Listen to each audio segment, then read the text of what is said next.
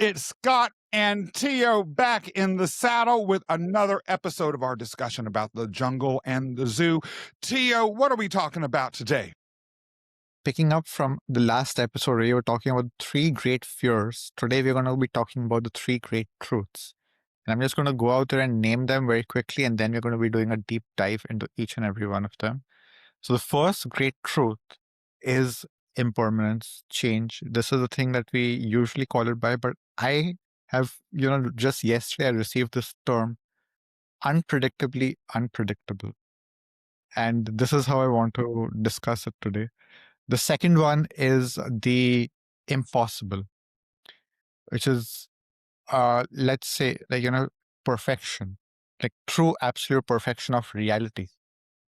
We need to believe it to be possible to pursue it and to go after it and to, yearn for excellence and perfection.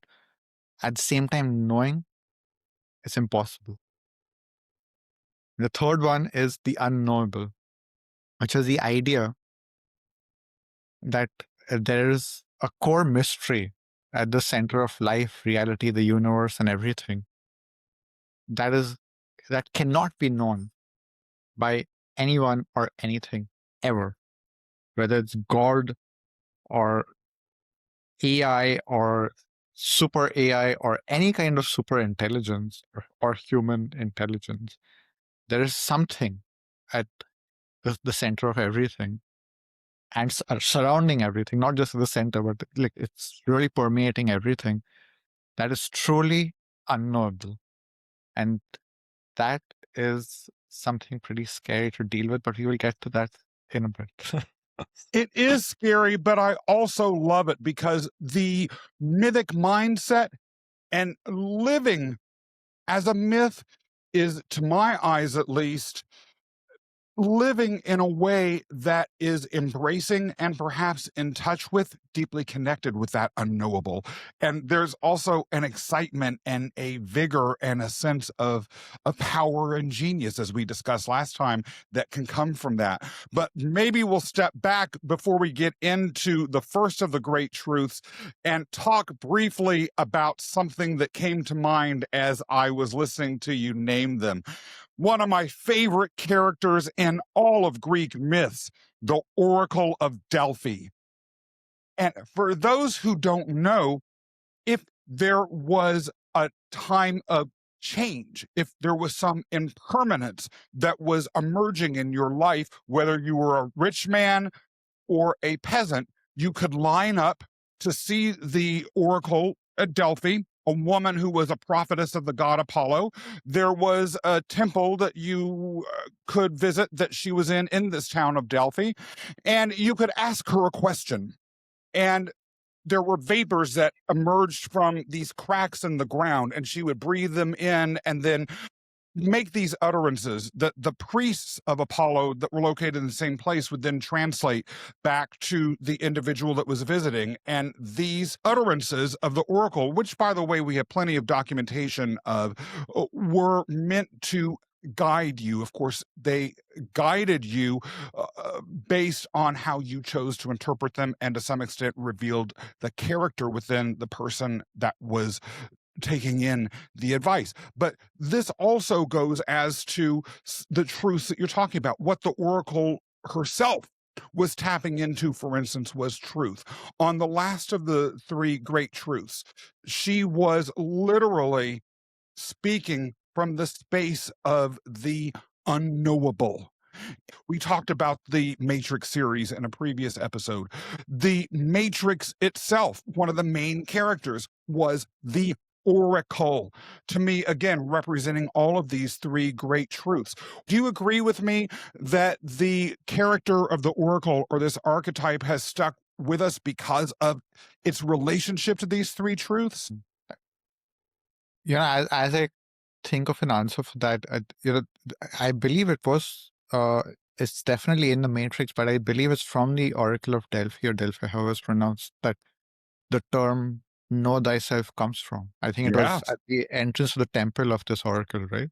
absolutely. Good Yeah. memory there. And I think that is purpose of the oracle, even in the Matrix, is that it's guiding you in who are you and who are you choosing to be as you navigate the Matrix, as you navigate the mythic adventure of life. I think let's dive into the first truth with this and explore it through that lens. There's impermanence, there's change. The phrase goes that change is the only constant. So there is a constant. Yeah. There is a constant.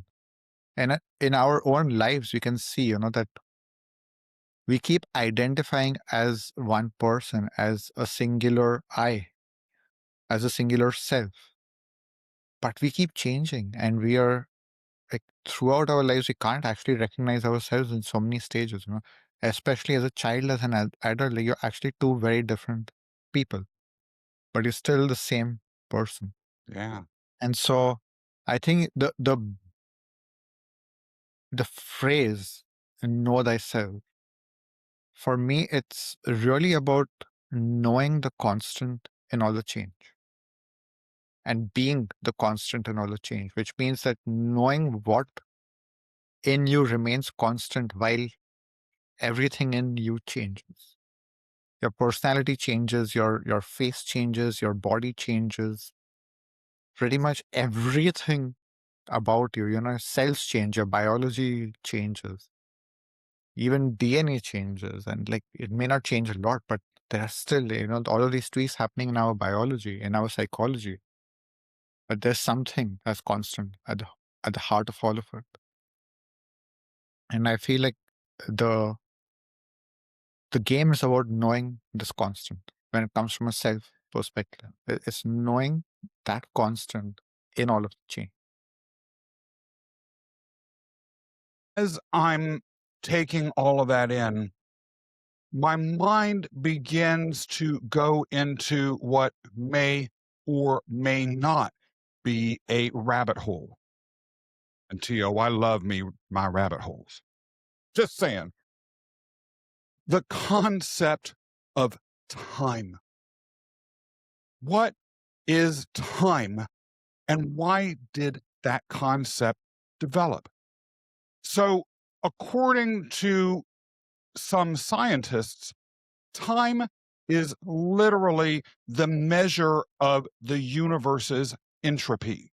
In other words, it is a measure of the fundamental characteristic of the physical universe as it has emerged since the Big Bang, or whatever that creative moment was, into one of slow dissipation, one that is ever changing in its fundamental nature.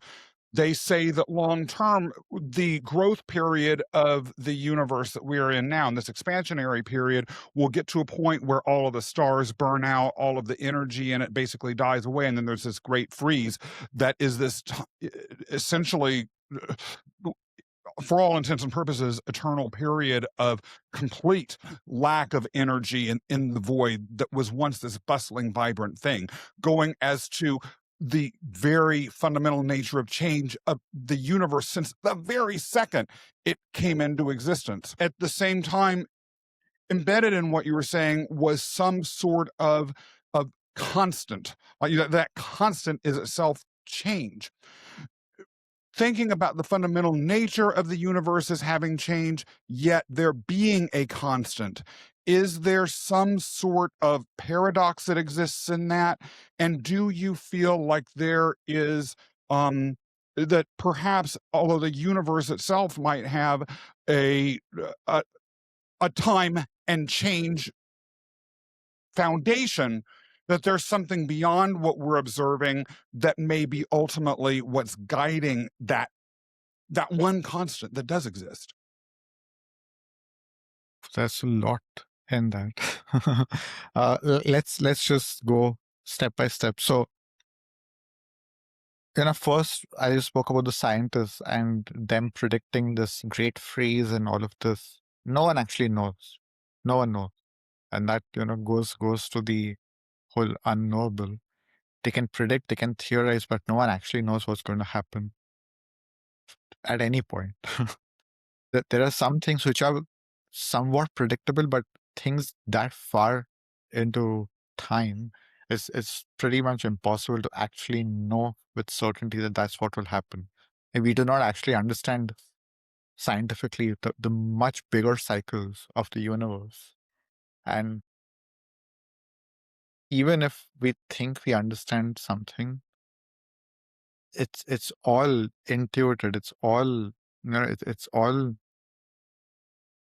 partial knowledge to some extent. Until we actually live and experience all of time, we can't actually know if anything actually happened that way. Because let's just take a different perspective, simulation theory. If this is all a simulation, right? The, the universe is not then 14 billion years old. It could actually just be a day old, and everything before that is a memory. Yeah. It's not even real. Yeah. We think it has existed for 14 billion years, but actually that's just a game. Like if you are to design a video game, that the character in that video game will think that there is a whole history, but it's all just a story that's written in code. The actual game spawned on the January 4th, 2017. And the character in the game thinks, oh, it's been 2000 years. No, it's not.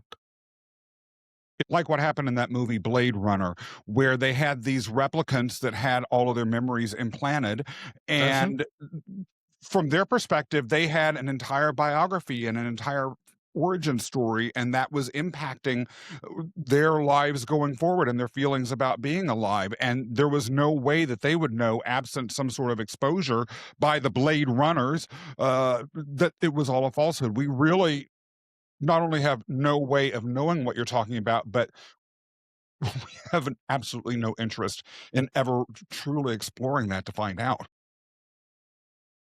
Yeah, to really make things bizarre, we can even consider the idea that the universe has not even been invented yet.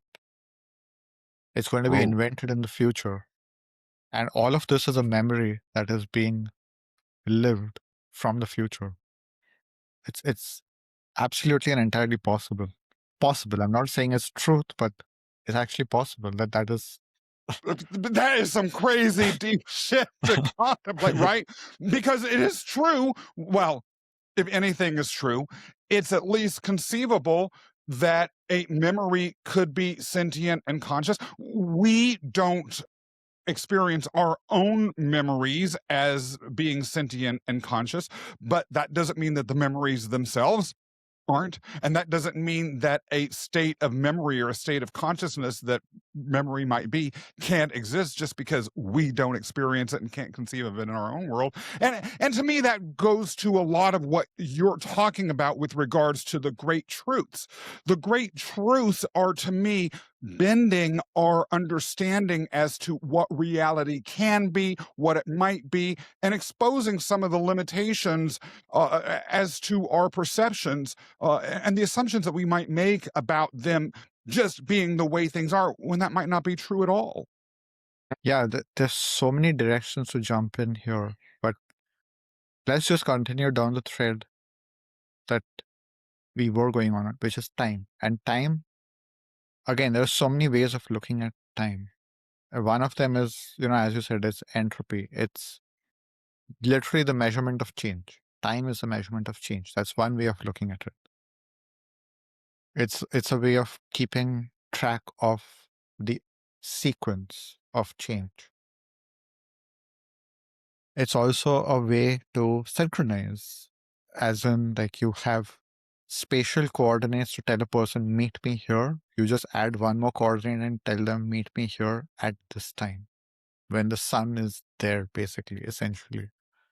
Relatively speaking, when the sun is at 110 degrees north, you meet me at this location. So it's synchronization. But the way I see it is that all of this is Chronos time. And then there is Kairos time. And Kairos is basically, the way I look at it, it's eternity. It's the time beyond time. It's divine timing. And that time doesn't exist until it's made manifest. And there we go into things like prime cause, initiation. Because, all of Chronos time is causality. It's one thing follows the other because of the other, because of the other, because of the other. But there is no prime cause in the whole sequence of causality other than, like, we don't really know what is prime cause because we don't know what's the origin of the universe. How did it all start? That's the unknowable. And we'll get to the unknowable later, but just the idea that there is such a thing as prime cause, that I could initiate an action out of nothing. No, no, stimulus, no reaction, no, nothing. It's just like out of nothing, I spawned an action. And that for me comes from Kairos time. It doesn't come from Chronos time, because Chronos would be is already a sequence. There's already a sequence that's happening, and I'm just following a sequence and reacting to a sequence and all of that. But to introduce a new sequence into Chronos, I believe that is power, that is free will, that is things which, again, there's a lot of philosophy in this, but I don't want to go too deep down this rabbit hole, because I want to stay focused also on the truth of impermanence and change. But I do see some relationship between the two, because to the extent that we interact at all in this world, especially with other human beings, but with nature itself, we are, whether we like it or not, having some impact on Kairos time, because our actions create a universe that wouldn't exist were we not to have taken that action. And so then, merely by acknowledging that we can create literally a universe in our actions, we are also acknowledging that we each have a role within the creation of that impermanence, Mhm. which is one of the defining elements of the human existence. Yeah. Yeah. And, there's so many ways to look at change, that the whole causal sequence just going repetitively as it was meant to, even though it may look like things are changing. Like, let's just say, uh, uh, a tree that just grows flowers and fruits seasonally, cyclically, and it just keeps doing this. It's very predictable. So actually, on the surface, things are changing. It's getting leaves, it's getting flowers, it's getting fruits. But if you look at it atemporally, that tree is just a tree. Nothing has changed until, let's say, a human comes and chops off a branch, or does some kind of genetic engineering to make it become different in some way. And that is where we have actually changed the tree itself. So change does require uh, free will. It does require intervention. And one level of change happens of its own accord, and that's the whole principle of change is the only constant, that even if you do nothing, the universe keeps changing and it keeps morphing. But we also get to introduce change into the picture. And I think that's very relevant.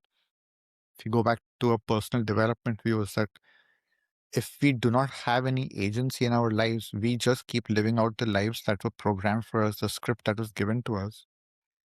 But we do have agency to change the track of our lives. And a lot of people don't believe this, but it's absolutely true. And, a lot of people think that we are predestined to live out some kind of story, and beyond a point we cannot change, but we can truly rewrite our entire stories. And understanding that, not believing it, but getting proof of it by making change in your life, is it's the only way of knowing that power.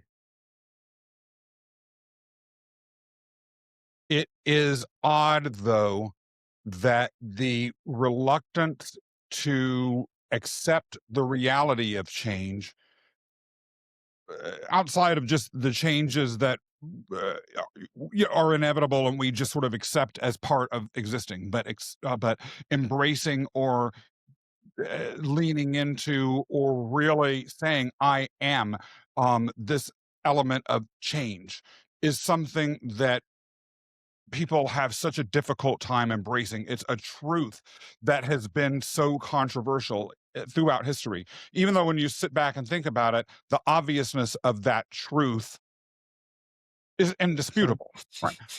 People have changed their lives. So clearly they can change, or it would never have happened, right? I even wonder, sort of, as I'm listening to you, whether the predestination way of thinking is a way of denying that truth, and indoctrinating it so it becomes almost a philosophical and decision-making default, making life easier. But what do you think is behind our foundational discomfort with this? Think that the ego is very comfortable in knowing things, and change essentially implies the unknown. It's very implied that if things will change, I don't actually know what they will become.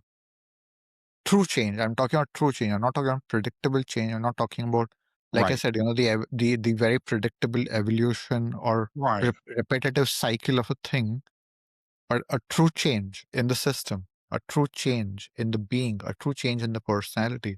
You don't actually know where it's going to lead. And it's a great fear of the unknown. Not even the unknowable, but just the unknown. The ego is very uncomfortable with the unknown. So I feel like that's where that fear of accepting the truth of change comes from, is that the ego wants to believe that it can get comfortable and settle down at some point. You know, I'm retired. I just don't want things to change. Yeah. That's what the ego says. Like, I did everything. Why should things change now? Like, I've set myself up. Life has been set up to just enjoy or have reached heaven. Like, why do things need to change in heaven anymore? It's like heaven should just be the same thing over and over again every single day. That is a nightmare, in my opinion. And we discussed that last time. Yeah, I'm that toy poodle in the zoo. I've got my nice diamond collar. I've got my Purina fluffy food that tastes perfect and a nice comfy bed. Why did my owner have to go out there and let me go off my leash in Central Park? Or adopt another dog. Why did another dog come into the house? Everything was so perfect. Why do things have to change?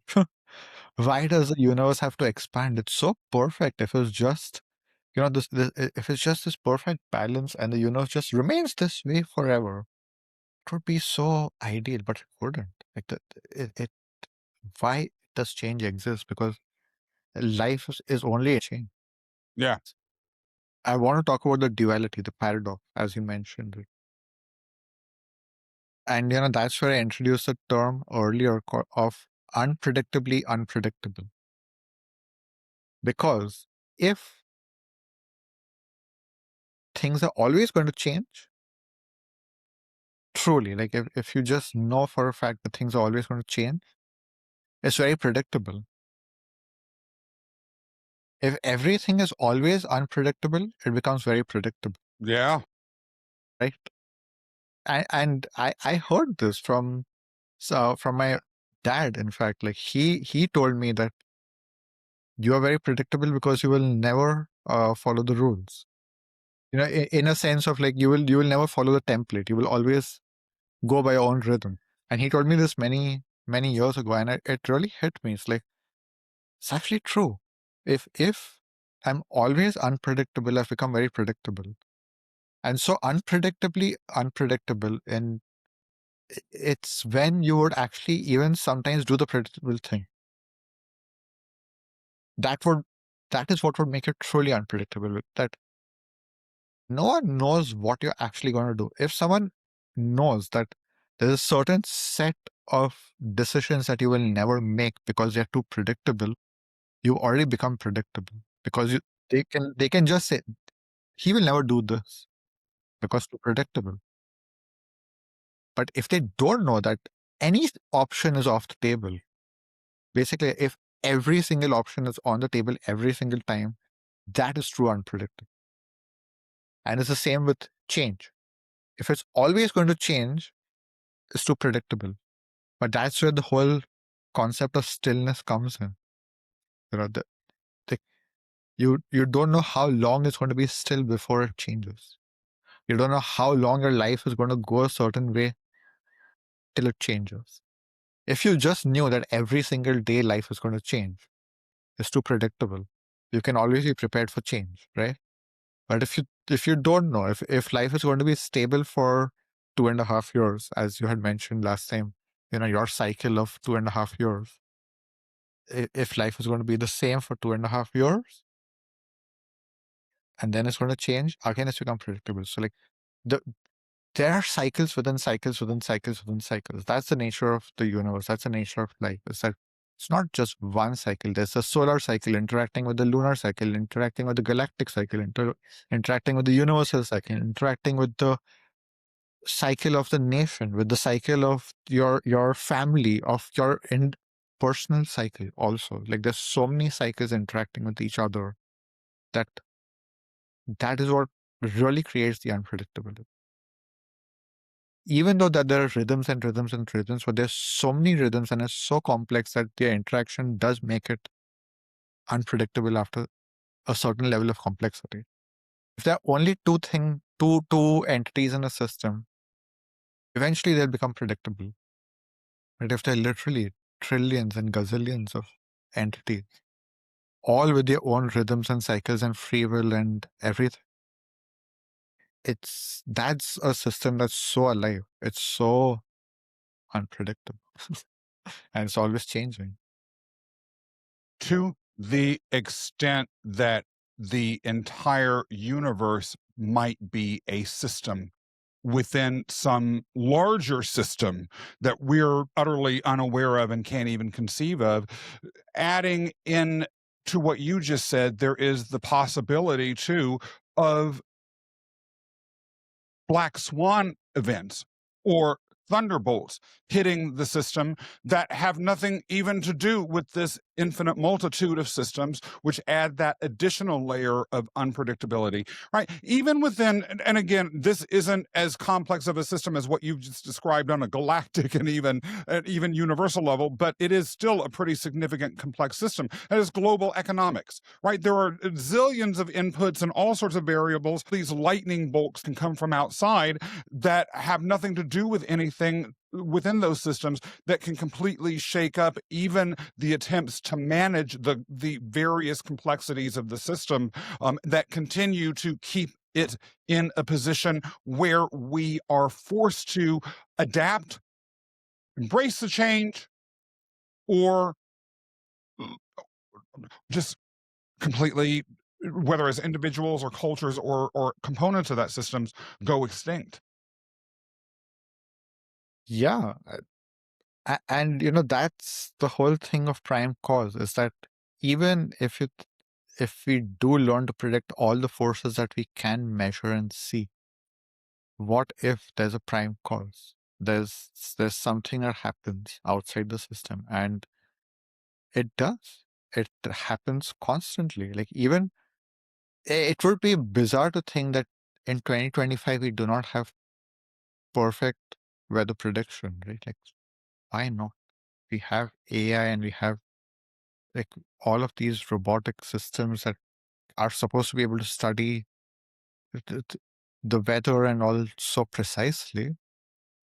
How are there hurricanes that we just don't see coming, or they come up so suddenly, or things happen? Like I truly believe that there will always be the unpredictable. No matter how much we try to control the system, there are forces that will always be outside our control. And if we do manage to master all the forces, the universe will introduce new forces. That's the nature of reality. It's meant to keep expanding. It's not meant to be fully controlled. Take this back to the personal for a minute, though.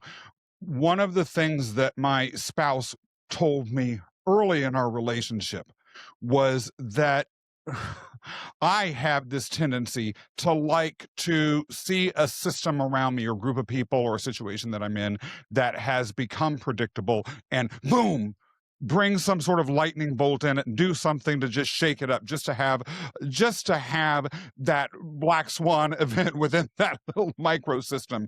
And one of the things that did go as to the fact that observation was made was that, exactly as you were talking about, in my unpredictability, I was predictable. It might not have been easy to identify exactly when I was going to have that zinger come out, but the zinger was predictable. And when it comes to how we interact in the world, one of the things that I'm taking away immediately from that is to stop being so presumptuous and arrogant and say, oh, I'm a pot stirrer. Oh, I'm someone that likes to shake things up. Or, oh, I'm someone that likes to bring chaos and change. Because in doing that, you yourself would be sort of a true shakeup for a lot of people that are all into that say, okay, now I'm just going to go with the flow for a while.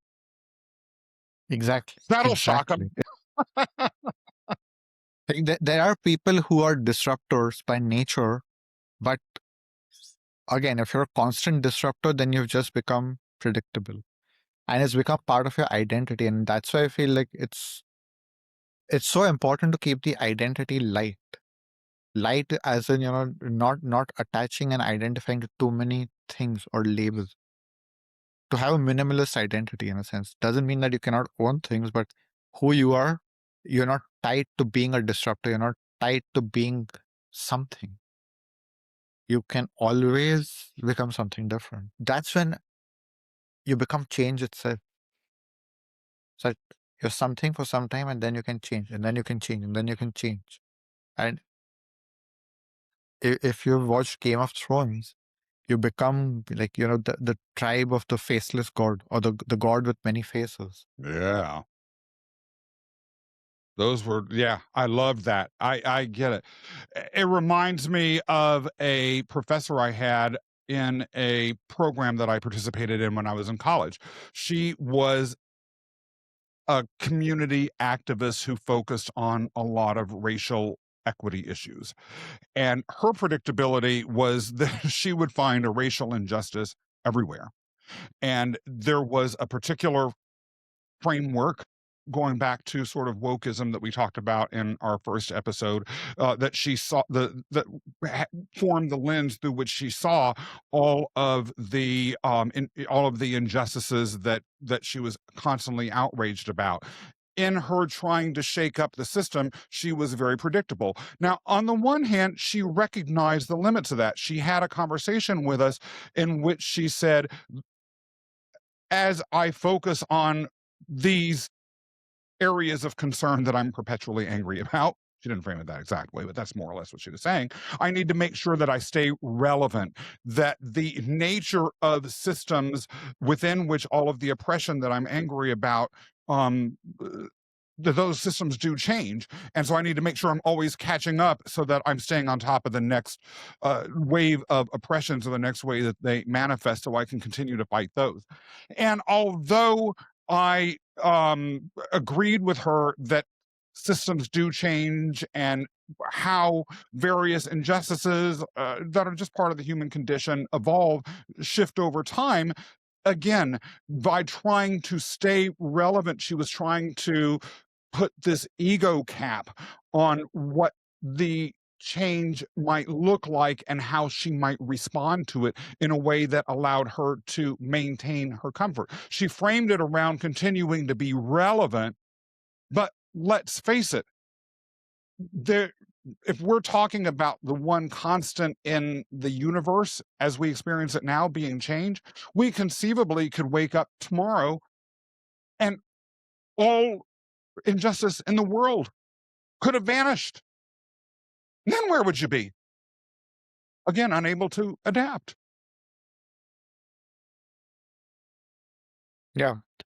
I think this can transition us into the second truth, which is the impossible, which is fixing the world, bringing world peace, having a perfect utopia. These are ideas that are as old as humanity, pretty literally. From the beginning of civilization, we have attempted to create perfect society. And it sounds so ridiculous that for thousands and thousands of years, we have failed. And if anything, things are potentially at their worst that they've ever been. Yeah, when we're talking about living in a world where we have nuclear weapons that could completely wipe out humanity, I would say that yes, it definitely is potentially worse than it's ever been. 100%. Yeah, in so many ways, the complexity just makes it so much worse than it's ever been. Even uh, at the same time, you can look at the world and you can say it's the best it's ever been. It's the most comfortable it's ever been. It's the most accessible and equitable that it's ever been. And yet, it's the worst it's ever been. How is it that this balance just remains so perfect? It's how is it that every time we fix something, something else breaks and something else breaks, and you fix one thing and 10 things break, and you make one thing perfect and 10 things become imperfect, and how's the world and life and the universe so genius at keeping this balance?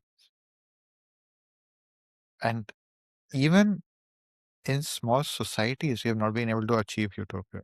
Even in small society, there was one of the famous Indian gurus was Sri Aurobindo, and he was very popular, very famous, and he actually started this whole society, which was supposed to be a money-free society, and everything was supposed to be enlightened, and it was all about enlightened living. The way that place has degraded, I mean, there's corruption there, the whole idea of no money, but people literally have to bribe to get a house over there. So it's, and this was really like one of the most enlightened beings that's walked the face of the earth, and his teachings are so profound and so evolved. But why is it so impossible? Now, why is it not possible to have a utopia? It's so frustrating to even think that it's actually impossible to have a utopia. It's so frustrating to think that all our efforts to make life better, to make the world better, are always going to be washed down the drain. It's literally like flushing money down the drain constantly. I have to wonder, going back to the allegory of the wild versus the zoo, the wild representing freedom, the zoo representing comfort and being caged. Practically every utopian scenario or every utopian attempt either devolves into corruption or some sort of authoritarianism, and maybe even the corruption itself is a reflection of the authoritarianism, because what is corruption but an attempt to manipulate a system that is in one way or another totalitarian or tyrannical. And so it really has me thinking that the idea of a utopia is always doomed to fail, because it is doing two things. First of all, it's creating an authoritarian thing that goes against the fundamental human desire to be free. It is attempting to create a human thought-based system within a system that, as we've talked about earlier, as a fundamental nature of the universe is inherently unpredictable. But it also is an attempt to deny the fundamental truth of the universe, which is that perfection not only doesn't exist, but cannot exist for our universe to even exist. I can't help but wonder, as has been by you and I in one of our conversations somewhere in life, that the prime force or the prime, whatever this providence or whatever this larger cause is, is expansive of everything, inherently can't have unpredictability as part of itself, and so it would need to descend and create systems such as our universe, which have unpredictability within it, so it can experience that. And so utopia is fundamentally going against the purpose of creation itself. Yes, exactly. Exactly. To fathom that is so disturbing to every single part of us. Like really, it's so uncomfortable to fathom that there is not a corner of this universe that is meant to be perfect. And you know, okay, let's just reframe it. There are perfect corners of the universe, but they're meant to be vacation spots. They're not meant to be ultimate destinations, eternal destinations. They're literally meant to be, okay, let's take a breather. Let's enjoy some perfection. And now I'm bored of the perfection. Let's go back to reality. And that's really to understand that that's how life has been designed, and that's actually what keeps us fulfilled. And that a true eternal utopia would never be fulfilling. Why does the Buddha keep reincarnating?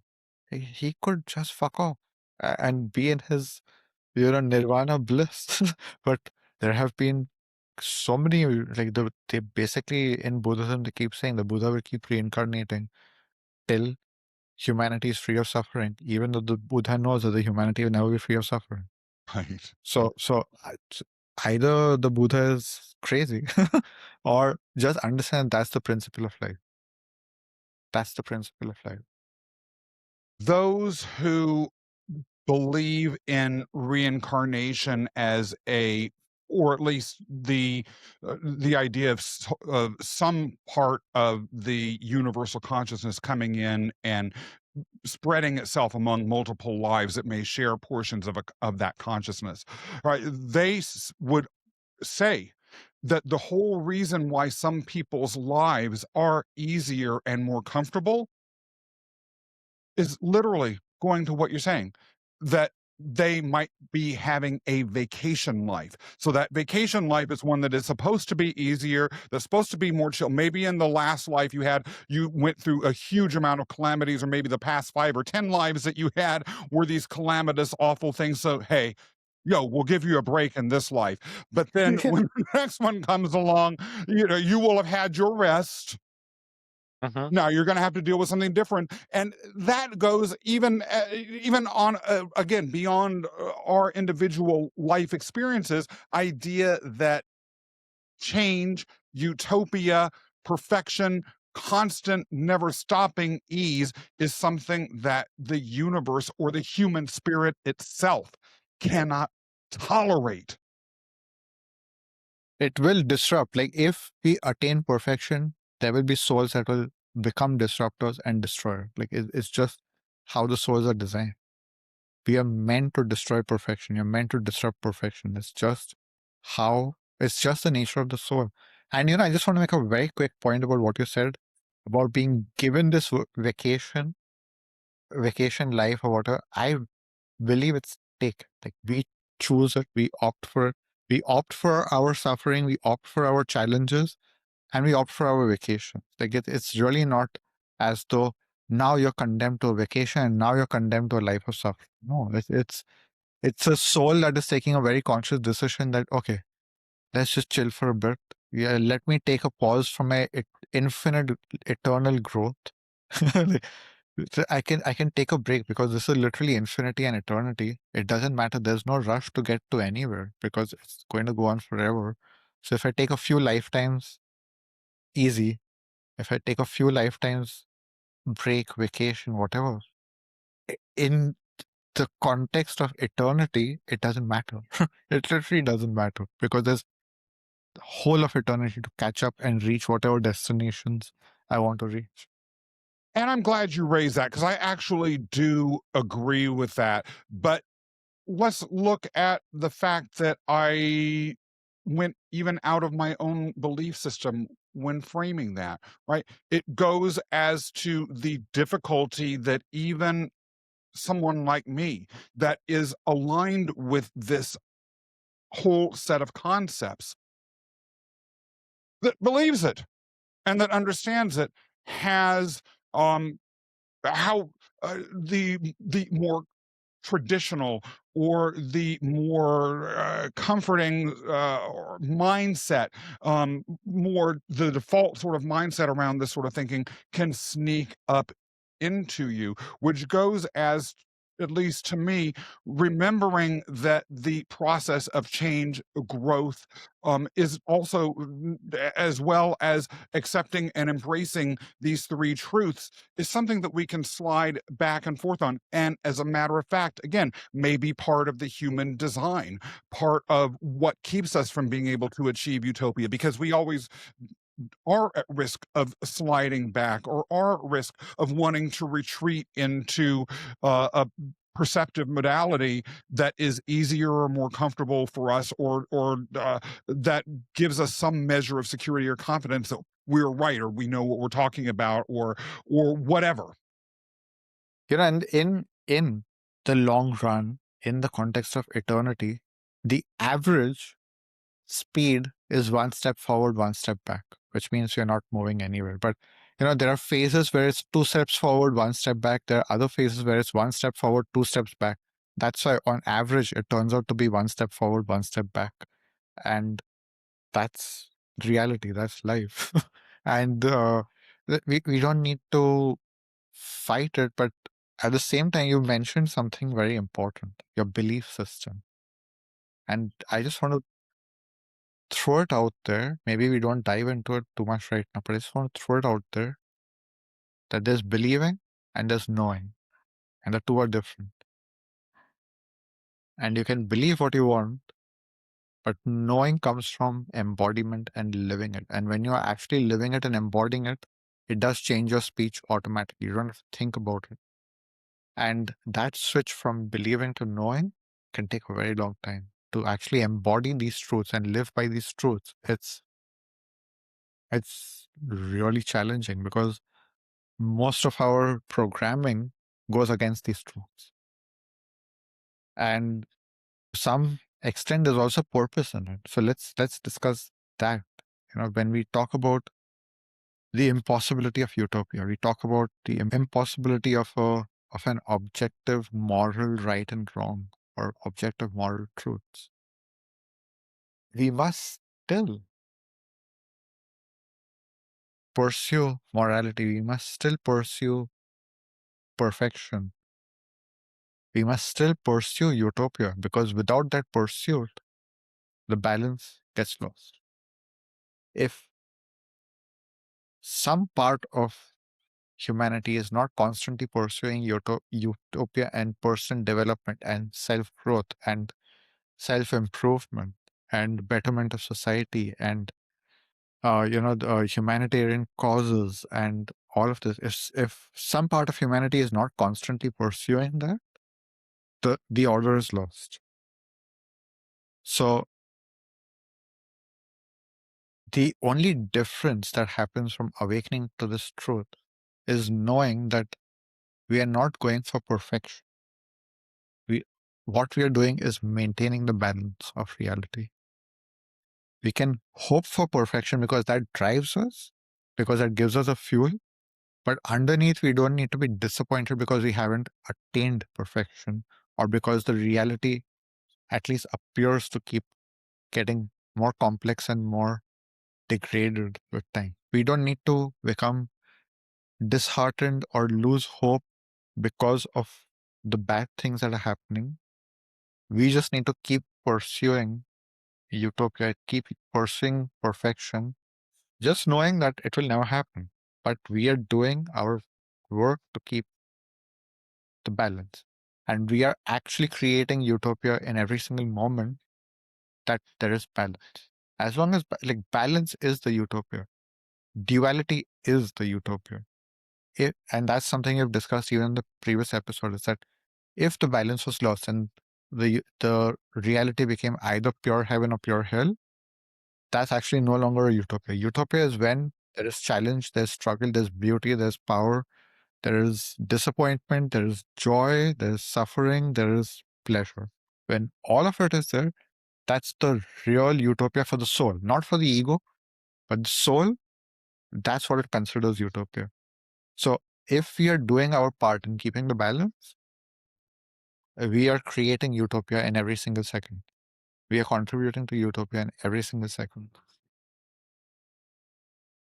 One of the most pervasive reactions I have seen to people who feel that they are not moving forward in terms of their spiritual development, their personal development, their actions in relation to their moral codes, or their perceptions of how other people may be seeing them, is to experience shame. And shame, look, keeping it completely real, that's something I've struggled with for major periods of my life. And it's only been relatively recently that I've really wrapped my mind around and going as what you said, begin to know something foundational about shame, as something that I am choosing not to embody. Uh, Shame I mention in this context because it itself not only can lead to apathy, but it can also lead to sort of reactions which unbalance the order, perhaps in ways that are long term good, but also keep us from striving towards utopia, which, as you said, is something that's fundamental to our spiritual, emotional, and well-being, as well as our connection to the divine, in my opinion. And so, but what you're talking about, thinking about all of this that way, I actually see as an antidote to shame. I personally had an identity rooted in shame up until maybe 2 years ago, 3 years ago. 2 years. It's within the last 2 years I've really shifted that identity. And obviously I was working for a decade on that identity, but I think I shed that identity about 2 years ago. But literally I was defined by shame. Defined by shame. Guilt. Several other emotions, but shame and guilt were very at the core of my being. And one of the insights I had got was that there is an apology in my being. Like literally, I feel apologetic just for existing. Yeah. And that was so profound. And that I think that is where my identity was rooted, and that's where it fell apart. And that's where a new identity emerged. That I'll no longer apologize for existing or being me or taking up space or any of it. Is that there's no reason for that. It's so ridiculous. But see, as unconscious beings, I think shame and guilt and fear are very powerful control mechanisms that do keep the reality in order. See, without religion, in my opinion, this world would be so much more chaotic, Yeah. so much worse. It's not Yeah. like religion is the best thing ever because of what all it causes in people's lives, all the guilt and all the shame and all the fear and all the control and all the manipulation, all the things that we know about the dark side of religion. But imagine a world without religion and Yeah. without all of that fear and guilt and shame that people have. Wow, we would be in a mess. Well, it is interesting that you raise that right now. This is being recorded in December of 2025. And the United States is in a period particular of political, economic, social, and cultural turmoil. And there are those who have actually attributed a lot of that turmoil to the decline in religiosity, or at least formal religiosity within America. There are a lot of people going back to this theme of false utopias who believe that once these shackles of religion had been thrown off of at least the American people, we would automatically move into this place where there was harmony, love, scientific and empirically based thinking and rationalism everywhere, and right, all of this stuff. And instead, the role of some of these things that we just talked about, shame, guilt, that often in excess religion can bring into the room, without those controls in place, we now are in a society where people are openly right engaging in racist behavior or looking down on other people or forgetting about the health concerns or the feeling Or state just a basic humanity. or the basic Just it, humanity of other people. yeah, Yeah, yeah. And you know, for me, one of the biggest awakenings after I shed my shame identity was authentic shame and authentic guilt and fear, which I think is the cornerstone of conscience. And I think conscience is something that is so dead in our world. People lack integrity and conscience like never before. And there's such a reactivity to all of this religious shame and guilt that now people are just becoming shameless essentially. And that's not going to create a utopia by any means. yeah, If there was any utopia to exist, it would exist on the basis of integrity, on conscience, on people having a heart, and at the same time being very aware that we are all different and each person has different needs, and you cannot expect everyone to conform to the same rules and the same ideas and the same beliefs. It just doesn't work that way. This can transition beautifully through a thread, which is AI. AI is this new phenomenon which it's a very strongly polarizing force. You can see it in the world. The people who think that AI will make the world a utopia, and AI at the same time is this massive dystopian force being introduced to our world.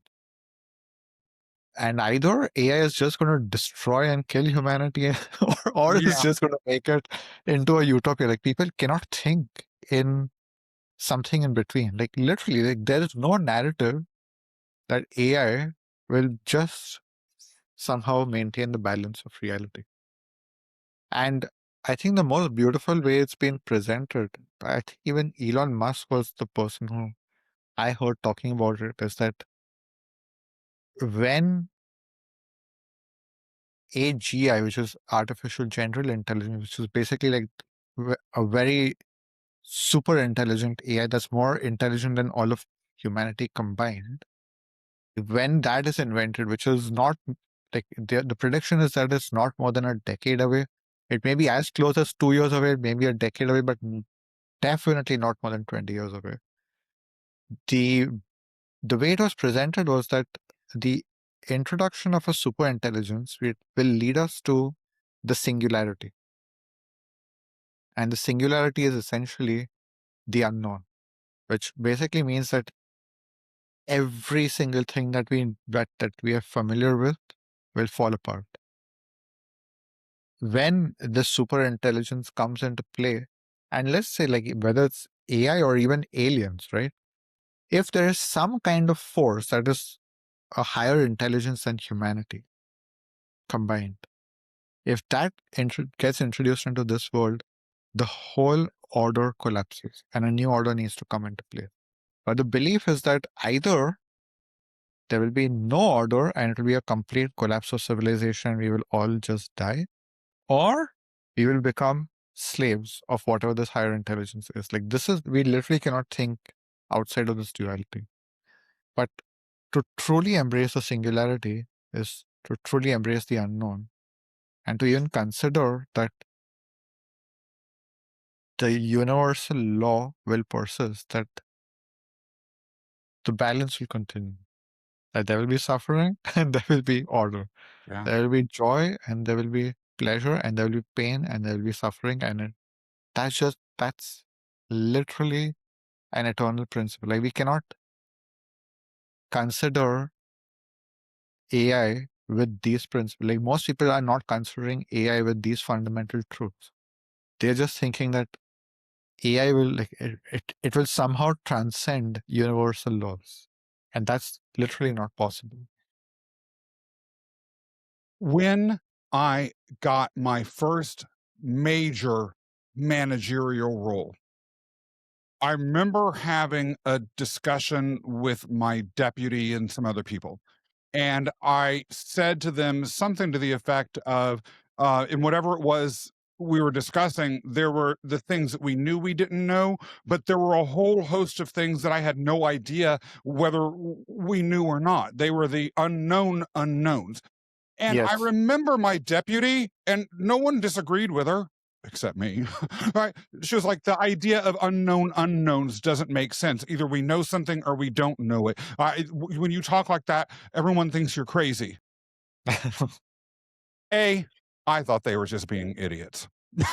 That's just me. But B, right, what you're talking about goes as to that sort of mindset that not only that we can only imagine what we can imagine and not Yep. necessarily imagine what's beyond that, or to imagine that there are things that are unimaginable. We have talked earlier in this series about how you like to work with skeptics, because you say that the wonderful thing about reality is that it's not dependent on what you believe. And that actually, when you're speaking to people about that, that's going as to that exact mindset. The idea that because I can't imagine what an eternity without time might look like, I cannot imagine a forever future without any sort of utopia in which change and variables happen that are beyond the human brain's ability to comprehend, right? All of these things go as to what you're talking about. And when going back to this idea of AI and this idea of duality, to me, this idea of duality, and you see people having these sort of dualities in the ways that they think about a whole host of things. Either it has to be this or it has to be that. There's one or the other.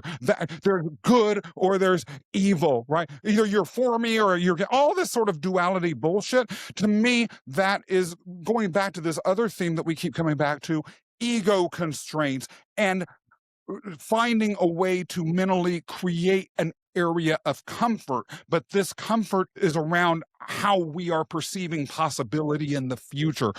It's an Uh-huh. ego level that's so insidious that people can't even acknowledge that it's there, even if they're futurists or broad-minded visionary thinkers Mhm. thinking about things like AI or Yeah. what may be beyond the singularity. It's so fascinating because, yeah, this whole topic of unknown unknowns is it's really scary to even consider that we don't even know what we don't know. And that is still unknown unknowns. We've not even touched the unknowable. Yeah. Unknown unknowns are already scary. Known unknowns are scary. Unknown unknowns are scarier. The unknowable is the scariest.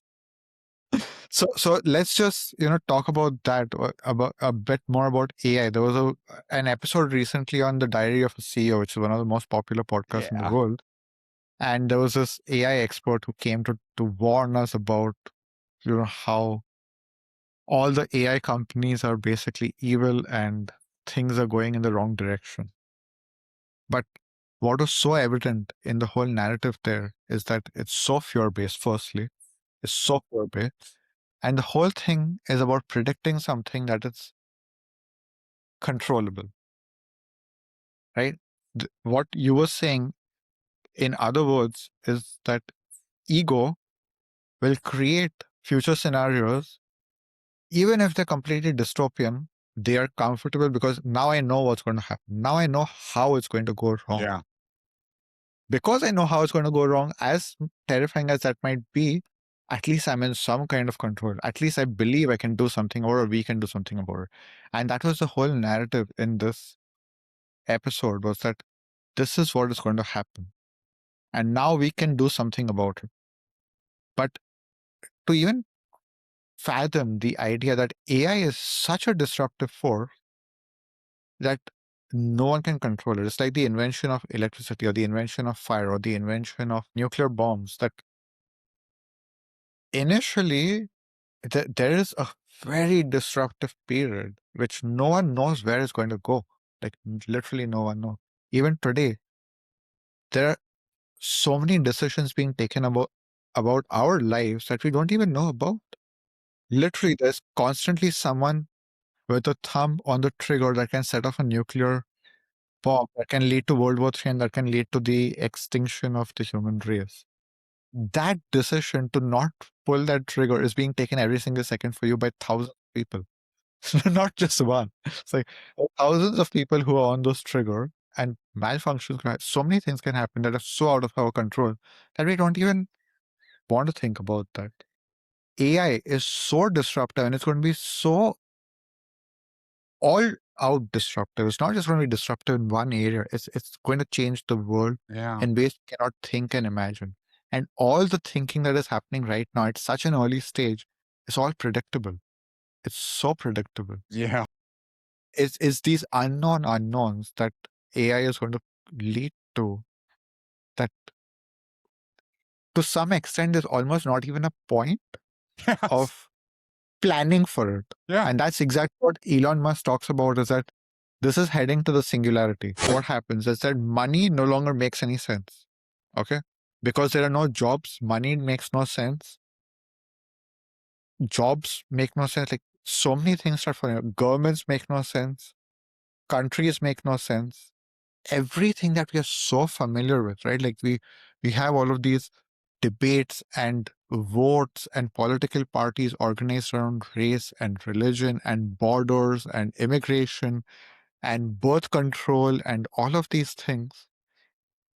And all of those rules are just going to fall apart and change. We are heading to a society where every single thing that we are familiar with is going to be different at a societal level, at a civilizational level, at a global level. There's no way to plan for this. Like, we just cannot understand that there's no way to plan for this.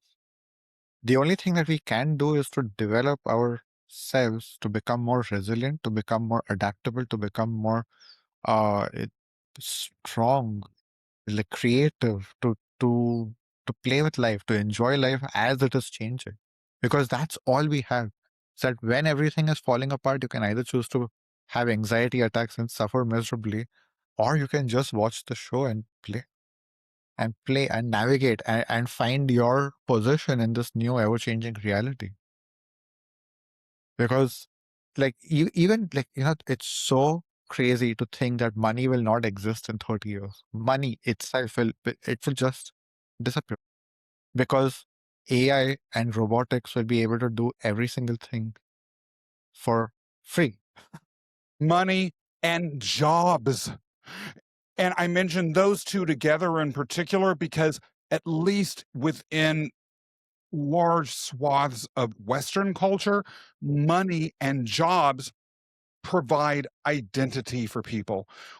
Absolutely. Right. And one of the things I have been harping on forever is, and as an attorney, that profession needs it more than anybody, I think. Maybe that's why I end up harping on it so much, right? Money and jobs.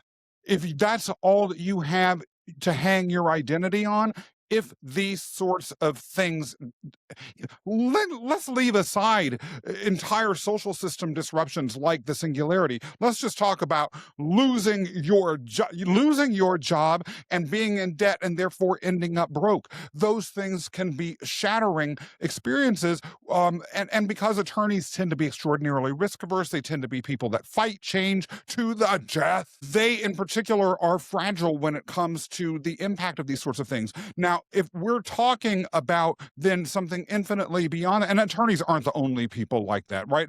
They're just an example of a group that is into this mindset where identity can be wiped away unless you have that ability that you just talked about to sort of swim with joy in your speedos, within the waves of these massive disruptive identity shifting changes. A person without an identity is a person without much of a future, unless they're in a path to getting that. And so, right, we're at a point underneath what you're saying where some of these things may challenge the very fundamental ways in which people perceive themselves, and may have a huge shakeout as to what happens to those who are unable, or going back to the theme of choice in our lives, unwilling to do that hardest of things. Yeah, if your whole life is defined and you are defined by your job, your profession, your wealth status, it's going to be tough times ahead. It's going to be very tough times ahead. And the time to act is now. There really is no better time to find yourself beyond this very superficial identity. Like, you are so much more than your job or your wealth status or anything that defines you. And you're so much more. You're so much bigger than all of that. And if you just take the 2008 financial crisis as an example, so many people end up killing up themselves when they lost all their money because that's what they're defined by. And I can see a mass depopulation happening as AI disrupts the world, because a lot of people just they cannot handle it. They literally cannot handle. But I just, like, the reason I want to name this very dark idea of a mass depopulation is that it doesn't have to go that way. And a lot of people, like, they can choose to redefine themselves, reinvent themselves, rediscover themselves beyond what the world has defined them. We just need to understand that even 100 years ago, the industrial age did not exist. TVs did not exist. Internet did not exist. Social media did not exist. People existed without this whole reality that we live in right now.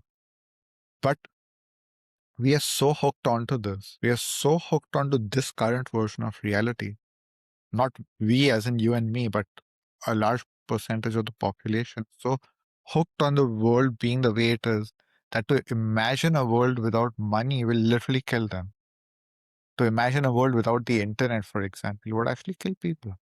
Because, one of the theories is that if AI goes out of our control, the only way to survive will be to turn off not just the internet, but to turn off electricity worldwide. And there's a beautiful movie on it. It's called Super Intelligence with I forgot the actress's name, but it's a brilliant movie that was released in 2020 that outlines this whole scenario where they try to turn off the whole electrical grid throughout the world, and AI still survives it. But it's like, even to start playing with these ideas is to test how much of your identity is hooked on the system. Can you consider a world without money? Can you consider a world where jobs become optional? Because Elon Musk is really harping about this, that the future jobs are optional. Just imagine a world where jobs are optional. It's so crazy to even think of that, because so many people are defined by going to work and being occupied by work and not having to just be with themselves. There is this, I heard about this. I've not watched it myself, but I heard through someone else of this TV show called Alone, where they basically leave people in the wilderness and they have to fend for themselves for 48 hours or 72 hours, or probably as long as they can stay. The whole, like, they're given a buzzer, and that's pretty much like, one of the only things that they have is that if they're in mortal danger, or, they get wounded, infected, whatever, like, they can press the button and get out.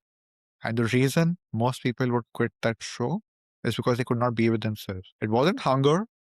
It wasn't survival. It wasn't threats, illness, wounds, nothing.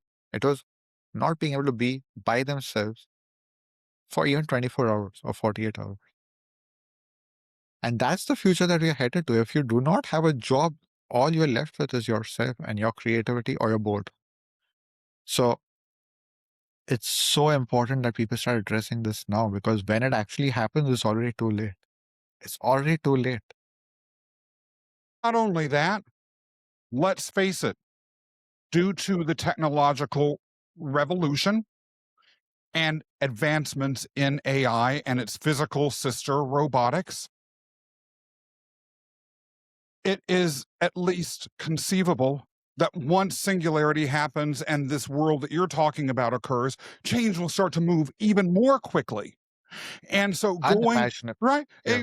Yeah. And so then what you're talking about is when it comes to all of this thinking and all this hysteria and all of this imagining and all of this, what we do when that occurs, assuming that it does, itself will just be a gateway to even more of a need to embrace change, stepping into the unknowable, the singularity will happen, the world will disrupt, but then there will eventually be that day when that disruption has sort of settled. Well, then there's the next day after, what we talked about earlier, right? Where these lightning bolts or these black swans that the Mhm. universe is going to build into everything. So once we have, as a culture, even if it's within our lifetimes, Tio, settled into whatever that new world may look like, you know, the way the universe is, the constancy of change, that then that next thing will happen that'll shake things up even more. Yep.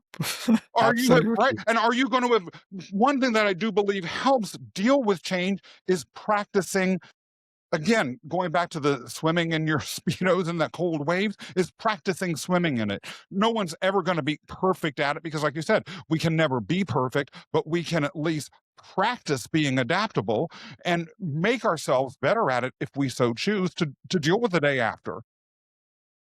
And that becomes an identity. Is for my identity today is I'll deal with whatever life throws my way. I'm not afraid of change. I'm not afraid of disruption. I embrace it. I am actually excited by it. I'm so excited for the singularity. I cannot tell you.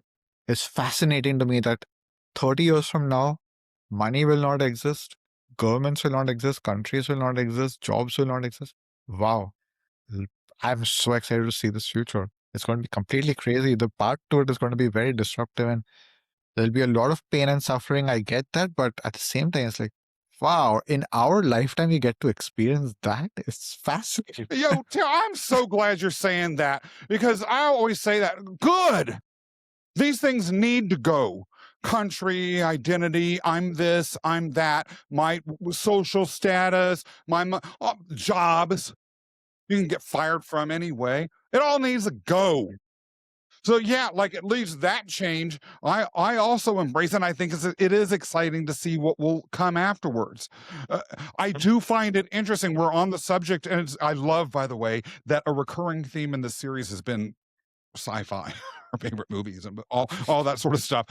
But the dominant form of sci-fi expression right now has been dystopia, and I do think that this goes as to on a larger, almost subconscious level, the emergence of a collective ego response to these large changes. Dystopia preparing us for all of these sorts of things. But you know what? Even if dystopia happens and I suffer and I die. Okay, I'm going to suffer and die no matter what. I'm not actively seeking out Yeah. right? I'm not going to go in front of a car right now and say, let me get hit just so I can experience suffering and death. I don't care. I avoid it. My instinct is to survive. But the organism that we are all part of as a larger thing is humanity and the spirit that inhabits each of us. And that thing is going to go on no matter what. So even getting all hung See, up on what happens to me, I don't know. I have a problem with that. see, I think there's something so interesting in what you're saying. What I'm discovering is that there is this almost impossibly subtle belief of there's no way to enjoy a dystopian reality. No, Well, actually, like no movie depicts a character who's enjoying the dystopia. oh, I have to interject here though. Yeah. That is interesting, though I will posit myself as the proof of that. I used to tell my staff, the apocalypse is things where there are plagues that destroy the whole world. Mhm. I would actually love that. Why? Because yeah, it would be hard and stuff. I'm the sort that would survive. One of the good things about having had trauma in my life is that I'm good at surviving these sorts of dystopian environments. Give it to me. Bring it on. I actually would enjoy it. But I hear what you're saying, that I'm the sort of person that would maybe, I don't know, be like the either the hero or the tyrant in those situations, one or the other. But that's like one out of, I don't know, Yeah, right? It's see, rare. generally speaking, the belief is that dystopia is meant to be a place where you suffer, right? Like that's the general belief is that obviously you cannot be enjoying yourself in a dystopian reality, but why not? Who says that you cannot find joy even in hell? Like it's Yeah. it's are you allowing reality to define you, or are you defining reality? That finally and fundamentally comes down to that. Are you going to enjoy your life no matter what? Because guess what? The world that we live in, it's not that far from a dystopia, and actually many parts of the world, like many parts Yeah. of our world are very dystopian. Like, have you looked at North Korea? Have you looked at Gaza? Have you looked at, you know, the world during Second World War? Yeah. That happened less than 100 years ago. Again, people can choose to suffer in those times and those realities and those places, or we have to decide that I'm going to find a love for life no matter what. And it doesn't mean that I do not suffer at the same time, but can I hold that duality? Can I hold the duality of there is pain in my life, but I'm not going to allow this pain to define me entirely? I'm going to find some joy, some beauty every single day. I'm going to do it because that's my hope. That's I my power. did an interview a while back with someone named 𝗩𝗶𝗱𝗲𝘁 in which we discussed the Greek myth of Sisyphus. Now, for those who aren't familiar with it, King Sisyphus was always trying to outsmart the gods, and he did a couple of times. And so they decided to punish him for eternity by having to push a rock up a hill. And just when he thought it would get to the top and then be able to roll over to the other side, it would roll down again. And so he'd have to start over and over and over again. And the discussion that 𝗩𝗶𝗱𝗁 and I had was around, well, to what extent does that necessarily have to be a punishment? For all we know, Sisyphus may have been enjoying it. He may have found eternal fulfillment and intellectual and emotional, Uh-huh. spiritual stimulation, finding all sorts of weird, different ways to roll the stone up that hill, or sort of laughing about the absurdity of his whole situation, all that sort of stuff. I have had this Sisyphean element in my whole life. I used to be mad when I would like people would talk about all of these entities that would be in the poltergeists or whatever, they knew witches, or I would watch horror movies and I'd be like, how come none of that shit happens to me? I'm living in this boring Kansas suburb. Aren't any gremlins in my house? We don't have, things flying around in the air for no reason. That would add excitement and fun and cool. Yeah, it'd be terrifying. But hey, it would make a damn good story if your mindset is one in which you're thinking this is some cool, wild shit that I never thought would happen in my life, or that I became something different because of it. Like the illness that I had, that I talked about at the top of our first interview in this series. That whole experience when I was in the hospital, when I look back on it, it was surreal. It was dystopian in every way. Yet I always say it was the best thing that ever happened to me. Wouldn't take it back for the world. And even like, that experience that you described on the first episode of those Jewish people singing next to you, like Yeah. that, you found the beauty in that. You did melt into the beauty instead of complaining. Why are these people singing and disturbing me while I'm sick? You could have done that, Yeah. or you can just be like, wow, I am dying, literally. I'm on my deathbed, but there's beauty right now. Even on your deathbed, you can find beauty. That was an actual experience you've had. In that whole experience, you found beauty. Even there, you found beauty. So it's a choice, and to understand it as a choice, I think, is so fundamental as a starting point of that journey. It's if you just think that your emotions, your state is dependent on life on the outside being perfect, you're screwed. Boy, you're screwed. You are, and yet so many folks, I can hear it right now, get so overwhelmed with emotion, with reaction to the fear that they can't be in a place where they can see that. And that goes as to then this concept of the great truth of the unknowable. I have to say, to me, adjacent to accepting that truth, or is perhaps as something that's necessary to begin to accept it, is to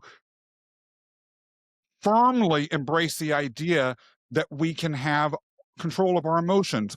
I recently read a book called The Courage to Be Disliked, and it was a book about Adlerian psychology for those who are not familiar with this. And one of the things that he points out in that book is that the past, or I don't know if the author is a man or woman, that the author points out is that the past is the past. How we respond to it is our choice. And he also makes a compelling point, which is that we often invent the emotions and then attribute them to reaction to something in order to justify this emotional thing that the experience that we want to have. And the example the book has is like, let's say you're engaged in a crime of passion. You might say, well, the incident that I saw that traumatized me or upset me caused me to be full of such rage that I committed this crime. But the author of this book points out, well, if the police show up right in the middle of it, are you still going to be engaging in that crime of passion, or are you going to stop? No, you're going to stop because you really did have control over that emotion all Mhm. along. You just have not faced that. And this idea of truly taking ownership of control of our emotions and understanding at least the possibility that we may be manufacturing them can, to me, at least provide some sort of pathway for people to be able to step into that mindset that you're talking about a few minutes ago. Yeah, I think it's pretty important to understand this is, you can actually look at it like a skill that's meant to be learned. No one is really born with the ability to enjoy difficult circumstances, to bend them to your to your benefit. Like, no one is really born with that. Maybe someone is, but most people are not. And most people who do get that learn it as a skill and practice it and master it and become so good that it becomes second nature. And I feel like that's where I'm now, is that it's just second nature to enjoy life no matter what is happening. But that was not me 10 years ago at all, not even close to that. I would really be a victim of my circumstances. And to understand that every single circumstance can be a reason to either feel like a victim or or a pathway to enjoy life. Every single circumstance has that power because you have that power. You're talking to someone that was a king of that. I used to have these fantasies when I was in my prior life, even in the business that I had before this one. In particular, I remember some situations in which there would be some screw up with the machinery or the equipment that we had, or some screw up with the facility, or like a flood one time, or some unexpected financial expense that all of a sudden put our cash flow at massive risk. And I remember I would, or some argument that I had with my business partner or a customer or something. And I would be there like, oh, great. Thank you, universe. You couldn't let things go, well too long. No, things are going well. So God or Providence or whatever said, I know, let me punish Scott again, right? And I would always frame it as punishment. I'm being punished again, again. It was this sort of exactly what you're talking about. My unknowable was a world in which I actually could like shut that voice the fuck up. And, thinking about what you're just saying too, what is the dystopian mindset that is driving a lot of these sci-fi narratives that are dominant, or these podcast prognosticators, these modern day prophets of doom that are everywhere? It is a mentality that in one way or another humanity is cursed. It's again sort of like the collective subconscious is pushing this out. And we as a society, rather than saying, can you stop feeding us all this dystopian bullshit and prepping us to sort of expect this and then have us be thinking this way? Well, can we just say, no, let's start changing the narrative. Let's start looking at what we consume differently. Let's start really thinking about what the media that we digest and what we find compelling is feeding us and turning us Uh-huh. into, and take some real control over that so that we can actually then be better equipped and perhaps even use that as practice of for the same sort of mental control, or shifting out of the curse mindset that you just mentioned. Mhm. Yeah, I mean, you see it on even a podcast as big as Diary of a CEO, which was hosted by the skeptical, rational person. And in that episode, that I'm referring to, you can just see him getting sucked into fear and then literally making this whole request to all the audience of please spread this episode so we can stop this whole dystopian reality from happening. It's like, that's how powerful fear is. And Yeah. I think through this bridge, we can step into one of the greatest fears, which is the idea of the unknowable. The Yeah. unknowable. That which can never, ever be known by anyone, no matter whether it's God or the most highest intelligence, sentience, super AI. There's something that will never be known. Just contemplating that is so bizarre. Let's hear your thoughts on this, like, because I remember even in the last episode when we brought it up, it shook you a bit. So again, back to the theme of sci-fi and horror. There is a movie that I love called The Mouth of Madness. And basically, it is the story of a writer who has to face and steps into a maw of endless insanity.